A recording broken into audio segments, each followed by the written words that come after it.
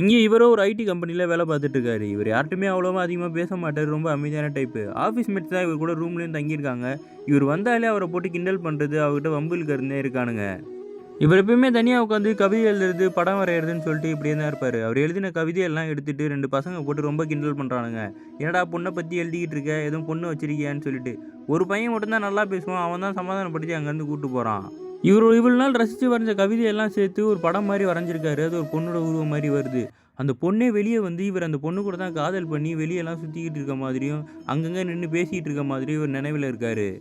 இவர் 3 நாளா ஆஃபீஸ்க்கே போகாம, அந்த வரைஞ்ச படத்தையே பார்த்துக்கிட்டு உள்ளயே இருந்திருப்பாரு. இப்ப அந்த 3 ஃப்ரெண்ட்ஸும் கிளம்பி, "என்னடா பண்ணிக்கிட்டு இருக்கீங்க? வெளியவே வரமாட்றியேன்னு" சொல்லி, உள்ள போய் கதவ தொறந்து பார்த்தா, அந்த பொண்ணோட படத்த பார்த்துட்டு, "இவன் பைத்தியமே புடிச்சிருச்சு போல இருக்குடா. என்னத்தையோ வச்சு பண்ணிக்கிட்டு இருக்கான். இதெல்லாம் தூக்கி போட்டா தான் தெரிய வரும்ன்னு" சொல்லிட்டு, எல்லாத்தையும் கலச்சிட்டு எடுத்துட்டு போறாங்க. இவன் கால்ல விழுந்து அழுவுறான். "அத நான் உயிருக்கு உயிரா லவ் பண்றேன்டா அந்த பொண்ண. தயவுசெய்து விட்டுருங்கன்னு" பைத்தியம் மாரி பேசிக்கிட்டு இருக்கும்போது, கொஞ்ச நேரத்துல படிக்கட்டுல யாரோ ஏறி வர மாரி தெரியுது. அப்பதான் காட்டுறாங்க, இவன் வரைஞ்சு கற்பனையில வாழ்ந்துட்டு இருந்த பொண்ணு, நிஜமாவே இப்ப பக்கத்து அபார்ட்மெண்ட்ல தங்கறதுக்காக வந்திருக்கா. அவளும் அந்த ஃபோட்டோவ பார்த்துட்டு இவன்கிட்ட போய் நிக்கிறா.